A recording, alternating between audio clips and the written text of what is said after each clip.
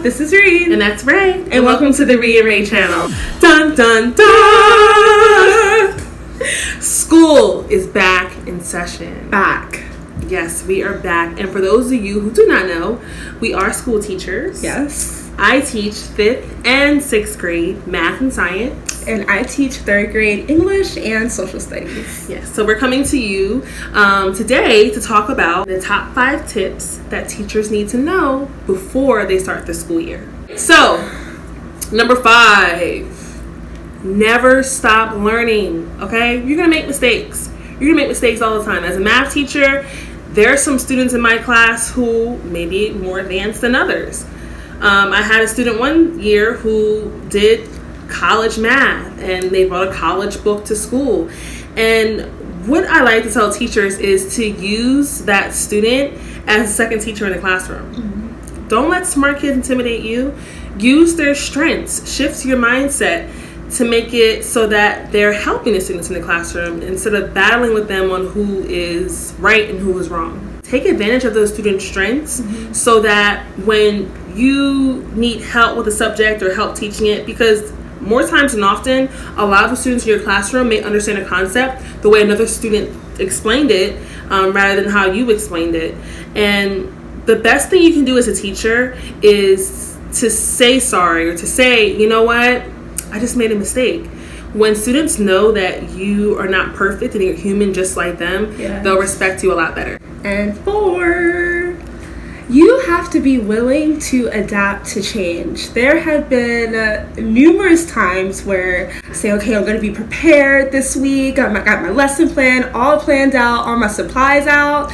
And you can have 2 students coming in and they just have had a horrible morning, and you just have to take a break and kind of figure out things. You're working with so many little souls and you really have to put their needs first. So you have to be willing to set aside what you had planned for that day and take care of the student needs, because if you don't and you disregard that, you can teach until you're blue in the face. They're not going to get anything that you're saying because you weren't willing to adapt to how they felt that day. Number 3. Build relationships with all of your students. The first thing you can do before you teach anything is to build trust with a student. If they don't trust you, they're not going to listen to you. If they trust you, they'll listen to you for the most part.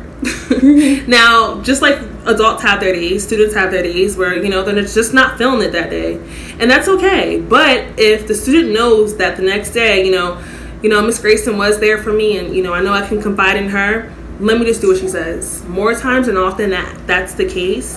And you just kind of have to work with students so that they know that they can confide in you with anything. And once that relationship is built with a student, it's smooth sailing from there.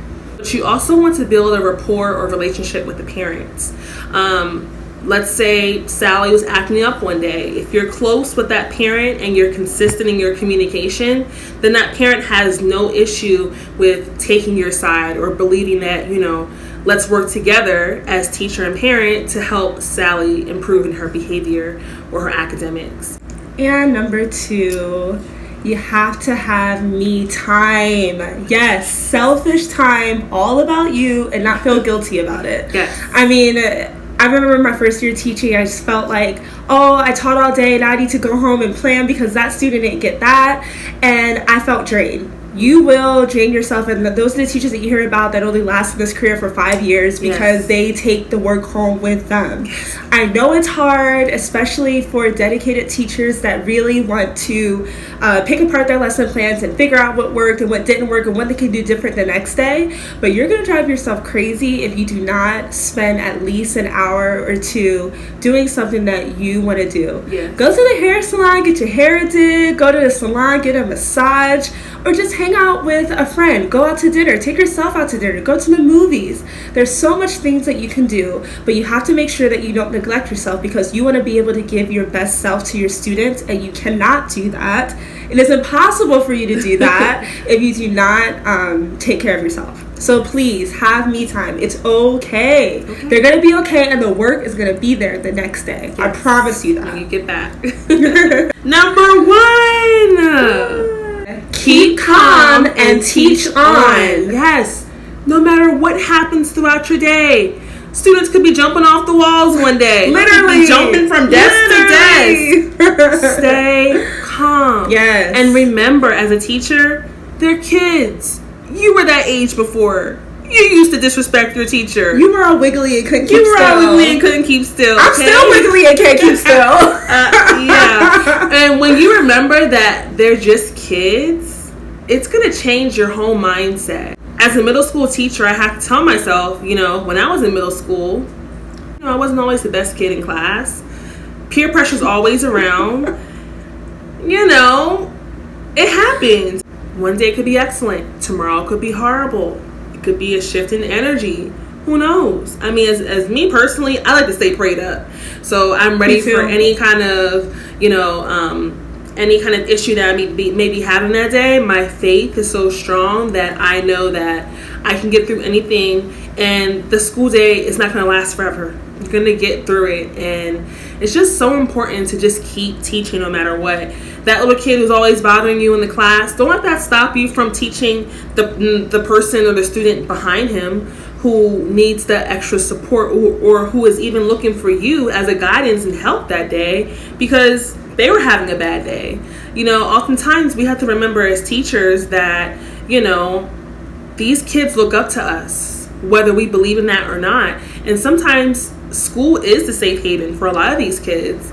And so when you take that mindset and just believe that, you are these kids' hope, just like they're our hope, the relationship between the teacher and student drastically changes in such a good way. And I think the most important thing that you should know is to realize how impactful our jobs are.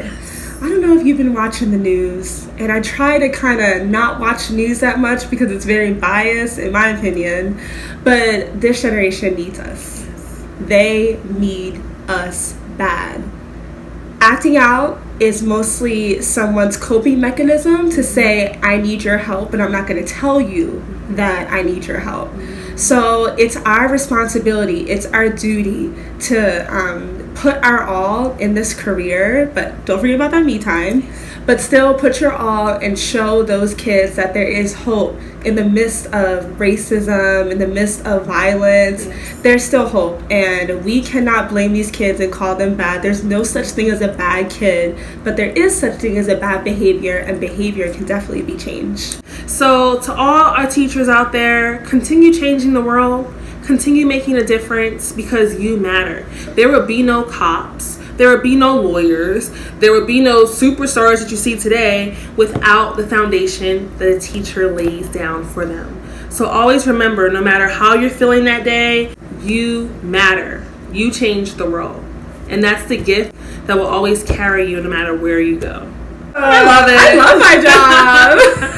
Don't forget to like, comment, or subscribe below. Yes, if you know other teachers that need to watch this video, especially those new teachers, even people who are studying to be a teacher, let them know about this video. All right, we'll talk to you guys later, okay? Bye.